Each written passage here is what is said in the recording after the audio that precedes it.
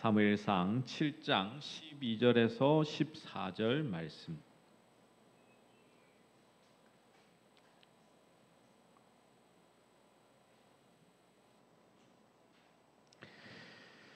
네, 우리 같이 한 목소리로 우리 함께 읽어볼까요? 우리 사무엘상 7장 12절에서 14절 말씀 우리 함께 읽겠습니다. 사무엘이 돌을 치하여 미스바와 센 사이에 세워 이르되 여호와께서 여기까지 우리를 도우셨다 하고 그 이름을 에베네셀이라 하니라. 이에 블레셋 사람들이 굴복하여 다시는 이스라엘 지역 안에 들어오지 못하였으며 여호와의 손이 사무엘이 사는 날 동안에 블레셋 사람을 막으시매 블레셋 사람들이 이스라엘에게서 빼앗았던 성읍이 에그론부터 가드까지 이스라엘에게 회복되니 이스라엘이 그 사방 지역을 블레셋 사람들의 손에서 도로 찾았고 또 이스라엘과 아모리 사람 사이에 평화가 있었더라. 아멘. 오늘 본문의 말씀은 이 선지자 사무엘이 하나님의 도우심으로 블레셋을 물리치고 그 가운데 기념비를 세우고 잃어버렸던 땅을 회복하여 이스라엘을 다스린다라는 내용이 등장하죠. 근데 우리가 잘 알다시피 분명히 이스라엘은 하나님의 언약궤를 빼앗겼던 실패의 경험이 있었습니다. 그런 실패를 경험하고 하나님께서는 이제 다시금 하나님께서 회복시켜 주시는 놀라운 은혜를 허락하시죠.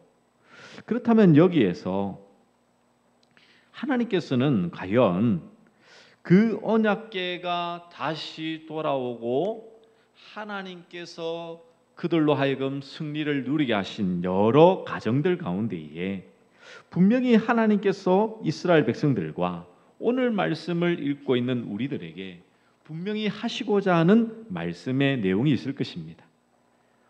오늘 주의 말씀을 통하여서 과연 이 에베네셀의 하나님은 어떤 하나님이신지, 이스라엘에게 또 오늘날 이 시대를 살고 있는 우리에게 어떤 하나님이신지 오늘 주의 말씀을 통하여 함께 상고하며 그 은혜 속에서 사는 우리 모든 믿음의 종들 되시기를 간절히 축복합니다. 네, 오늘 이 7장의 말씀에 보시면 쭉 내용을 보시면 나오지만 이 하나님의 그 언약궤가 이제 블레셋 사람에게 빼앗겼다가 그 블레셋 사람을 친히 블레셋 사람들이 그냥 보내버리죠. 그렇게 해서 이 베세메스를 거쳐서 기럇 여아림에 안치가 됩니다. 기럇 여아림 사람들이 언약궤를 가져와 이제 아비나답의 집에 들여놓게 되죠. 그러면서 20여 년간 그곳에 머물러 있는 것입니다. 그런 가운데에 이제 사무엘이 온 이스라엘을 소집합니다. 그래서 어떻게 보면 미스바의 영적 각성의 운동이 일어나죠. 5절과 6절에 보시면 이렇게 이제 고백합니다. 제가 읽어드리면 사무엘이 이르되 온 이스라엘은 미스바로 모이라. 내가 너희를 위하여 여호와께 기도하리라 하며 그들이 미스바에 모여 물을 길어 여호와 앞에 붓고 그날 종일 금식하고 거기에서 이르되 우리가 여호와께 범죄하였나이다 하니라. 사무엘이 미스바에서 이스라엘 자손을 다스리니라 라고 말씀합니다. 여러분, 과연 이스라엘 백성들이 모여서 하나님께 범죄했다 그렇게 고백하고 있는데요, 과연 무엇을 이렇게 범죄했을까요? 그들이 말하는 범죄라는 것은 과연 무엇일까요? 대부분의 사람들은 범죄라고 생각하면 가장 먼저 떠올리는 것이 바로 악한 행동이죠. 그런데 그런 생각이 교회에서도 바뀌지 않기 때문에 여전히 윤리와 도덕을 기준으로만 생각하고 맙니다. 물론 윤리적으로 도덕적으로 타락해서는 안 되는 것이 맞습니다. 그런데 그것만이 죄를 짓지 않는 것이라고는 결코 할 수 없는 것이죠. 종교적인 범죄도 분명 성경은 강조하고 있지만 대부분은 아주 사소하고 부수적인 것을 가지고 말할 경우가 많습니다. 예를 들면 주일에 교회를 나오지 않는 거, 기도하지 않고 전도하지 않는 거, 그런 것들을 죄라고 말한다면 만약 그것들을 다 행하고 있다면 우리는 죄와 상관없는 삶을 살고 있는 것일까요? 그렇지 않겠죠. 예. 성경에서 말씀하고 있는 죄라는 것은 세상에서 통용되고 일반적으로 알고 있는 그런 죄가 아니라 세상은 전혀 알 수 없는 죄입니다. 세상은 죄를 규정할 때 사람들에게 어떤 행동을 합니까? 즉 행동의 결과로 이제 판단할 때가 많죠. 그러나 성경이 말씀하고 있는 죄는 하나님 앞에서 어떤 상태인가를 먼저 규정하고 있습니다. 즉 결과로 나온 행동만 아니라 그 행동이 나오기까지 그 동기, 마음의 상태를 하나님은 감찰하시고 계시는 것이죠. 그것이 하나님의 말씀과 일치되지 않는다면 바로 죄로 규정이 되는 것입니다. 그렇다면 이스라엘이 고백하는 범죄란 구체적으로 어떤 것일까요? 3절에 보시면 이 사무엘이 이렇게 선포하고 있습니다. 3절을 읽어드리면 사무엘이 이스라엘 온 족속에게 말하여 이르되 만일 너희가 전심으로 여호와께 돌아오려거든 이방 신들과 아스다롯을 너희 중에서 제거하고 너희 마음을 여호와께로 향하여 그것을 섬기라. 그리하면 너희를 블레셋 사람의 손에서 건져내시리라 말씀하고 있습니다. 이스라엘의 범죄는 무엇이었나요? 바로 우상을 섬기는 일이었죠. 그런데 단순히 우상을 섬기는 것이 문제였다라고만 지적하기에는 모든 전체를 보는 것에 있어서 한계가 있습니다. 왜냐하면요, 그들이 이방 신들을 섬기고 우상을 버리지 않는 것이 문제가 아니라 6장에 보시면 그들이 언약궤를 잘못 다루고 있는 것을 우리는 깨달아야 되는 것이죠. 앞서 말씀드렸듯이 죄라는 것은 행동 그 자체만을 말하는 게 아닙니다. 그 마음의 동기, 마음의 상태가 어떠냐라는 것이죠. 그들은 언약궤에 대해서 어떻게 여겼습니까? 이 언약궤를 하나님의 임재의 상징으로 생각하고 이 언약궤만 있으면 정쟁에 승리한다. 즉 하나님의 언약궤를 부적처럼 생각한 거예요. 여러분, 하나님의 언약궤가 하나님이 나에게는 무조건 큰 도움이요, 하나님은 나에게 무조건 좋은 것을 준다는 것은 우상과 별반 다를 바가 없습니다, 여러분. 이스라엘 백성들은 하나님을 우상처럼 섬기고 있었던 거예요. 그래서 언약궤는 단지 국보 같은 물건이나 그들을 지켜주는 수호신 같은 것으로 여겼던 것이죠. 언약궤가 왜 존재하는지에 대해서는 지금 아무런 상관이 없어요. 거기에 대해서는 별반 관심이 없습니다. 단지 이 언약궤 자체가 있음으로 말미암아 우리에게는 복이야, 힘이야, 능력이야. 그 우상들이 그렇잖아요. 전보로 가면 꼭 부적을 써줍니다. 부적을 갖고 있으면 너 이거 다 잘 풀릴 거야.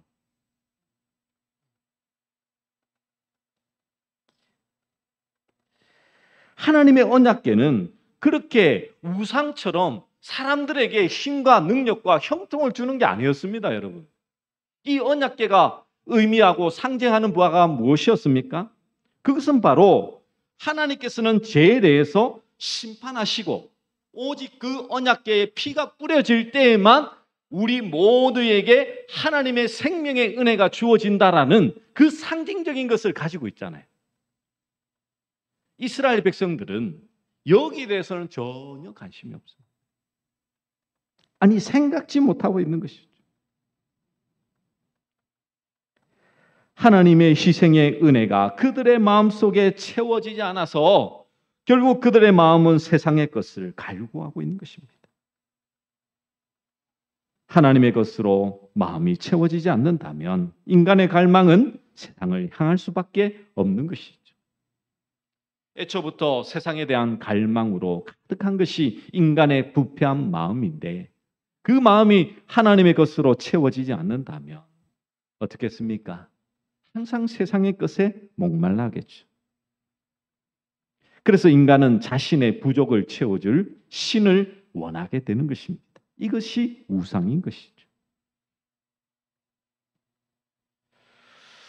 아니 여러분 생각해 보십시오. 사사 시대를 지나오면서 그토록 하나님께서 그들과 함께 하심을 얼마나 경험했던 자들이었습니다. 그런데 오늘 사무엘의 고백을 보십시오. 얼마나 그들 가운데 우상이 그 뿌리 깊게 자리 잡고 있습니까?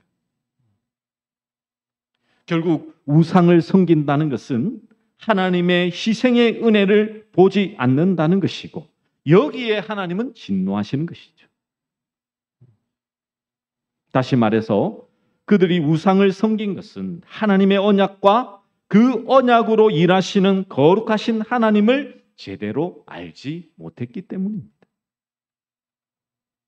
그렇다면 하나님의 거룩성이 이스라엘에게 어떻게 드러날까요? 그것은 바로 이스라엘이 출애굽할 때에 하나님께서 무수히 말씀하시며 보여주신 것인데 그것은 바로 출애굽의 근거가 되는 것이죠. 오늘 오전에 말씀해 드렸듯이 유월절 어린 양의 피를 어떻게 이해하고 있으며 그것을 가나안 땅에 어떻게 적용시키고 있느냐가 문제인 것입니다. 이스라엘의 애국과 동일한 존재였음에도 불구하고 재앙에서 벗어날 수 있었던 것은 어린 양의 피 때문이었죠. 유월절을 통해서 자신들의 불의함과 어린 양의 피의 은혜를 되새기는 것이 바로 이스라엘의 삶이야만 되는 것입니다. 그래서 그것을 오늘 이 7장 사무엘 7장 9절에서 사무엘이 어린 양을 치에 번제로 드렸다는 것에 대해서 잘 표현되고 있는 것이죠. 유월절 어린 양의 피를 발라 애굽을 탈출하였던 이스라엘의 피의 정신이 지금은 없습니다.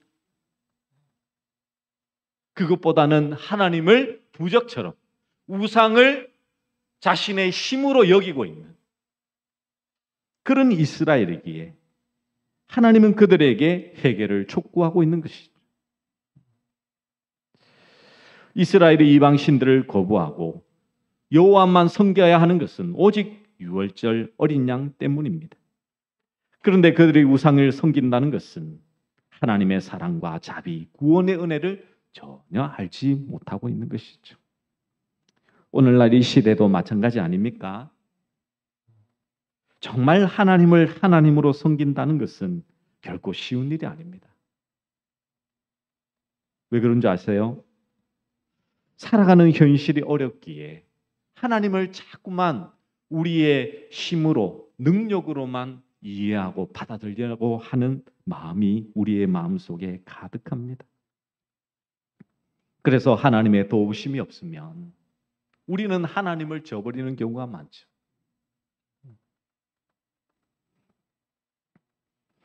하나님과 이스라엘의 관계 회복은요, 블레셋이 이스라엘 칠 때 하나님께서 블레셋을 물리치심으로 증거됩니다. 12절 말씀해 보시면 이렇게 말씀하죠. 이제 하나님께서 딱 치시고 나서 블레셋 사람들 치고 나서 사무엘이 돌을 취하여 미스바와 센 사이에 세워 이르되 여호와께서 여기까지 우리를 도우셨다 하고 그 이름을 에베네셀이라 하니라 라고 말씀합니다. 사무엘은 전쟁에서 승리한 후에 미스바와 센 사이에 돌을 하나 세우는데 그 이름을 에베네셀이라 라고 말씀하죠. 이 에베네셀이란 도움의 돌이라는 뜻을 가지고 있습니다. 그런데 여러분 잘 아실 것은 이 에베네셀은 언제 등장하냐면 바로 사무엘상 4장 1절에 등장하거든요. 우리 같이 한번 읽어볼까요? 4장 1절 말씀 준비 시작. 사무엘의 말이 온 이스라엘에 전파되니라. 이스라엘은 나가서 블레셋 사람들과 싸우려고 에베네셀 곁에 진치고 블레셋 사람들은 아벡에 진쳤더니. 네, 그렇죠. 이 에베네셀은 블레셋과의 처음 전투에서 그 전투를 했던 지명의 이름이었습니다. 이스라엘은 이 에베네셀에서 블레셋과의 전투에서 패하자 실로에 있는 언약궤를 가져와서 하나님의 도움을 받으려고 했죠. 그런데 그 역시도 패배하고 말았습니다. 이스라엘 백성들은 하나님께서 이스라엘을 돕지 않으셨구나, 그래서 졌구나라고 생각할 수도 있지만 이것은 항상 현실을 하나님 편에서 제대로 보지 못하는 우리의 무지함 때문이라는 것을 깨달아야 되는 것입니다. 사실 하나님은 그 패배의 자리에도 하나님은 뭐하고 계셨을까요? 이스라엘을 돕고 계시는 거예요. 여러분, 이게 아멘이 되십니까, 여러분? 이게 여러분 아멘이 안 되시면 여러분은 지금 하나님을 거꾸로 섬기고 있는 거예요. 왜 그런지 한번 계속 보십시오. 하나님은요, 전쟁에서 이기게 하고 승리하게 하는 것이 아니라 하나님과의 바른 관계에 머물게 하는 것을 목적으로 두고 있는 거예요. 만약 이스라엘 백성들이 언약궤를 들고 나와서 전쟁에 승리했다라고 생각해 보십시오. 그들이 미스바에 모여서 하나님께 영적 각성을 했을까요? 안 했을까요? 아닙니다, 여러분. 우상은 여전히 섬기고요, 해결하고는 절대 하지 않았을 것입니다. 그렇다는 것은 하나님께서 에베네셀의 그 전쟁에서 실패케 하신 것도 하나님의 뭐라고요? 도우심, 하나님의 함께하심, 하나님의 역사라는 것을 여러분 믿으시기를 간절히 축복합니다. 예. 그래서 이 에베네셀이라고 부르는 이 현장 가운데 사무엘이 어떻게 고백하고 있습니까? 하나님께서 여기까지 우리를 도우셨다라고 고백하고 있습니다. 여기까지 우리를 도우셨다. 여기까지 도우셨다는 것은 현재까지 하나님의 도우심으로 살아왔음을 의미하는 것이지 단지 10절의 승리만을 두고 있는 것이 아닙니다. 실패했다가 승리했으니까 하나님 우리에게 승리를 주셨습니다라고만 하지 여기까지 도왔다라고 말 안 하는 거예요.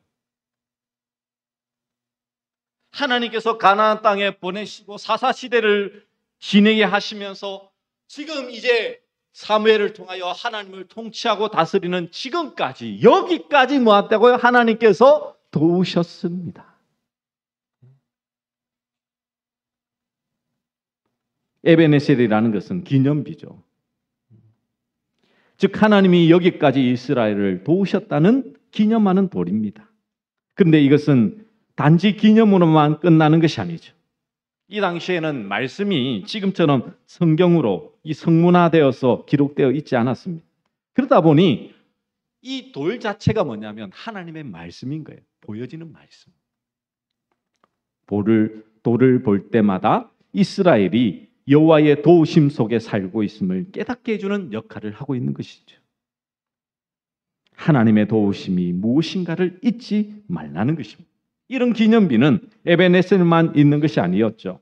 창세기 28장에 보시면 야곱이 베개하던 돌을 세우고 기름을 부은 곳에 베델이라고 이야기를 했고요. 여호수아 4장에 보시면 이스라엘이 요단강을 건넌 후에 12돌을 길가에 세운 일도 있고 또 24장에 보시면 여호수아가 이스라엘과 언약을 세우고 하나님의 말씀을 율법책에 기록하고 큰 돌을 세운 기록이 있었습니다. 그래서 이런 돌들은 단순한 그냥 기념비적인 돌이 아니라 특이한 기능을 수행하는 돌이었던 것이죠. 그 기능이란 바로 하나님께서 행하신 일들을 기억하게 하는 말씀의 역할을 하는 것이었습니다. 에베네셀 역시 이스라엘을 향한 하나님의 은혜의 정금물로서 세워지신 것입니다. 여기까지 도우셨다. 여기까지. 과연 여러분은 여러분의 인생에 여기까지 도우셨다라는 고백을 자신 있게 하실 수 있겠습니까? 말로는 우리가 하나님께서 여기까지 도우셨다라고 하지만 자꾸만 올해의 안 좋은 일들, 실패한 일들은 자꾸만 걷어내려고 하죠. 그래서 내년에는 송구영신 예배를 드리는 오늘 이 자리에 모여서는 이 올해의 안 좋은 일들은 다 벗어버리고 새로운 좋은 것들만 자꾸만 가지려고 합니다. 그러면 여러분은 하나님을 반쪽짜리 하나님으로 믿고 따르고 있는 거예요. 하나님을 부적처럼 여기고 있는 거잖아요. 여러분의 실패 현장에도 하나님은 여러분과 함께 하시고 여러분의 참된 주가 되시며 왕이 되신다는 것을 정말 믿는 참된 성도의 모습으로 하나님 앞에 서야 되지 않겠습니까? 만약 여러분의 고생과 고통을 100보 전진을 위한 50보 후퇴나 실패는 성공의 어머니라는 식으로 성공을 주기 위해서 실패를 겪게 했다는 의미로 이해한다면 아직까지 하나님의 도우심의 의미를 이해하지 못하고 있는 것입니다. 만약 과거의 고생이 지금 현재도 계속 이어지고 있는 상황이라면 그런 상황에서도 하나님께서 여기까지 도우셨다라는 말을 우리는 쉽게 할 수 없죠. 저도 참 여러 번 겪었던 거지만 우리의 인생의 실패와 고난과 환난은요, 한 번만 오면 좋은데 꼭 이렇게 겹쳐서 올 때가 많더라고요. 보면 한 대 얻어맞은 데 또 맞고 또 맞은 데 또 맞고,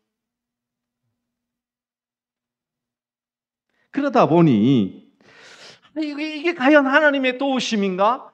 하나님의 함께 하심인가? 라고 의심할 때가 얼마나 많이 있습니까? 하나님은요, 이스라엘에게 승리를 주시기 위하여 패배하게 하신 것이 아닙니다. 하나님은 이스라엘이 하나님에 대해 바르게 깨닫게 하시기 위하여 실패를 허락하신 것이죠. 처음 블레셋과 전투할 때 하나님에 대한 이스라엘의 생각은 하나님은 당연히 자신들을 도우신다는 것입니다. 하나님의 백성이니 반드시 승리한다는 그 우상과도 같은 생각에 머물러 있었던 것이죠. 이러한 어리석음과 무지에서 그들을 벗어나게 하시기 위하여 전투에서 패배하게 하시고 오랜 세월을 고생의 그 날들을 보내게 하신 것입니다. 그러므로 자신들의 범죄가 무엇인가를 깨달았을 때에는 결국 하나님과의 관계가 바르게 세워지는 것이 가장 중요하다는 것을 알게 된 것이죠. 여러분, 여기까지의 여러분의 인생은 오직 하나님의 도우심으로 이루어진 것입니다. 돌아보면 고생과 위기가 있을 때마다 여러분의 수고와 노력과 땀으로써 모든 것을 극복한 것처럼 보이지만 그것이야말로 자신을 바라보고 자신을 신뢰하는 세상의 어리석음이라는 것을 알아야 되는 것이죠. 하나님께서 도우셨다면 내가 왜 그런 고생을 했어야 하느냐라는 생각도 어리석은 것입니다. 하나님은 우리를 고생하지 않고 세상에서 편하게 살다가 그렇게 천국을 보내시는 하나님이 아닙니다, 여러분. 하나님과의 바른 관계에 세우셔서 진정한 하나님의 성도로, 교회로 하나님은 세우시기를 원하고 계시는 것이죠. 그러므로 하나님께서 야곱의 한돛뼈를 쳐서 쓰러뜨린 것처럼 우리가 힘으로 여기고 있는 것을 쓰러뜨려서 세상의 것이 아닌 하나님의 것만을 바라보도록 만들게 하는 것이 하나님이신 것입니다. 신자는 인간의 일 말고 하나님의 일을 바라보고 살아가야 되는데도 불구하고 세상을 살다 보면 자꾸만 세상의 힘을 기대하고 그것에 우리가 신뢰하고 붙들 때가 참 많죠. 그러나 여러분, 결코 잊지 마십시오. 하나님께서는 인간의 일을 돕기 위해서 일하시는 것이 아니라 하나님의 일을 위하여서 지금도 열심을 내어 일하고 계시는 하나님이십니다. 그 일을 위해서 이스라엘을 패배하시게 한 것처럼 우리를 실패하게도 하시고 고통에 있게도 하시는 것이죠. 내가 지금 별탈 없이 잘 사는 것을 두고 하나님의 도우심으로 생각하지 마십시오. 물론 그건 역시 하나님의 도우신 것입니다. 그러나 그 도우심 속에 머물러 있다면요, 여러분, 내가 진정으로 하나님 앞에 바른 관계에 서 있는지를 깨닫지 못하게 될 거예요. 왜요? 사람은 잘 되고 있을 때에 항상 뭐합니까? 안주하거든. 교만해져 버려.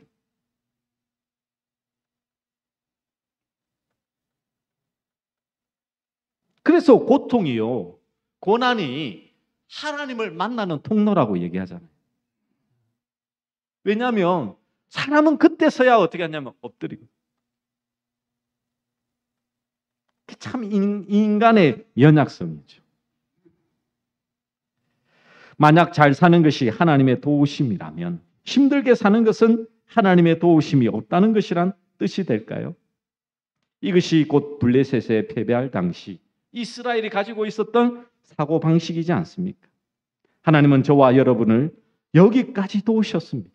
그리고 앞으로도 여러분을 도우실 것입니다. 무엇을 위해서 도우실까요? 바로 여러분의 신앙을 위해서 도우시는 하나님이십니다. 하나님과 바른 관계에 살아가는 하나님의 백성으로 살아가도록 하기 위해 도우신다는 것을 우리는 잊지 말아야 될 것입니다.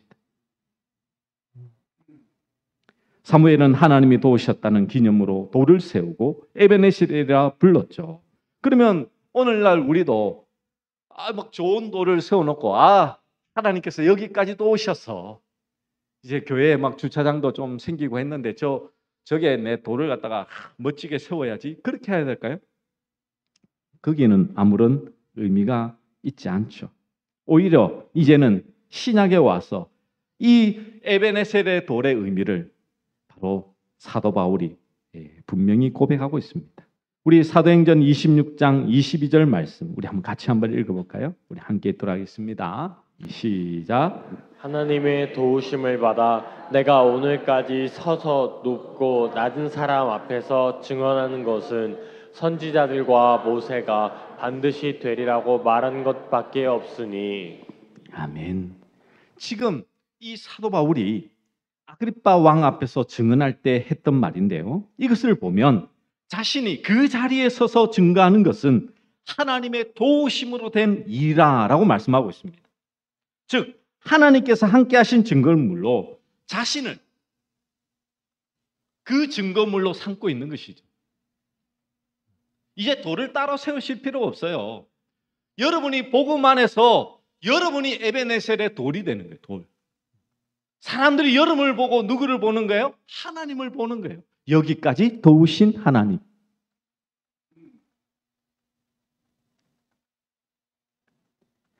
그러므로 우리는 우리의 자신의 삶을 통하여서 하나님께서 여기까지 도우셨다, 하나님께서 다스리시고 지금까지 인도하셔서 내가 여기에 서 있다라고 고백할 수 있어야 되는 것입니다.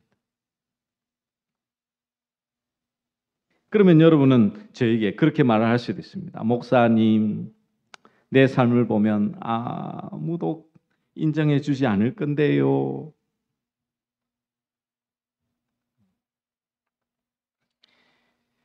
누군가에 자랑할 수도 없고 드러낼 수도 없는 그런 모습인데요 라고 할 수도 있습니다. 그러나 여러분 실망치 마십시오.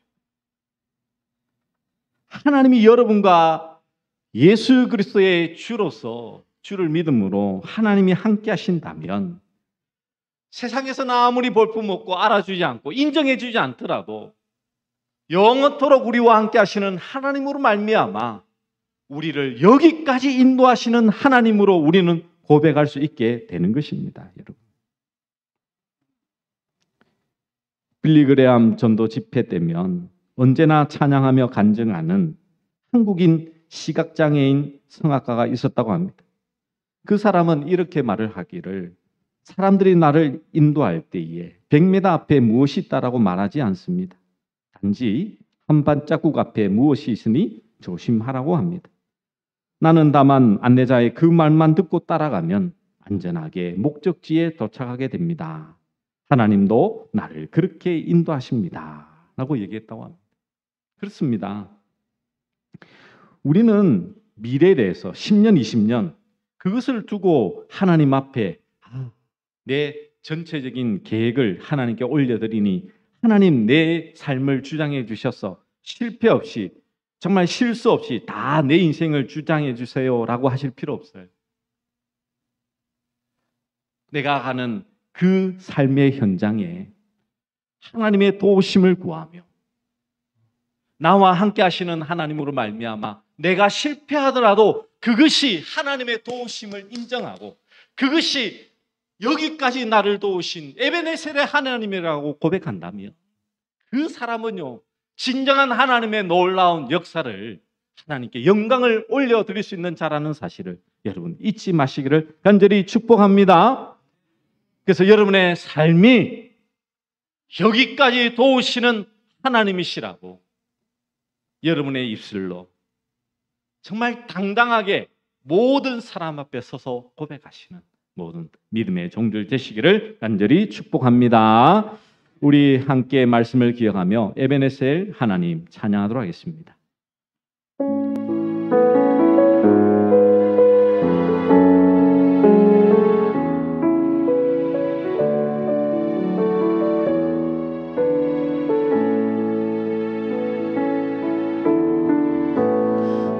감사하신 하나님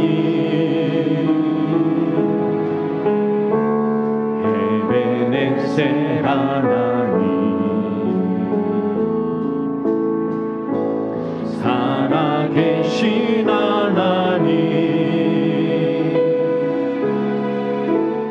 에베네셀 하나님 여기까지 인도하셨네 감사하신 하나님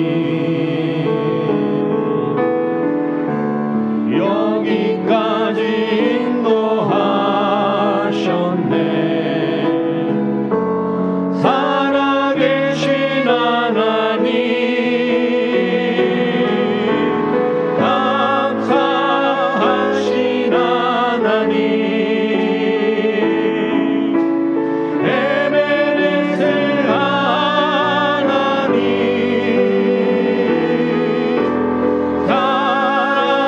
살아계신 하나님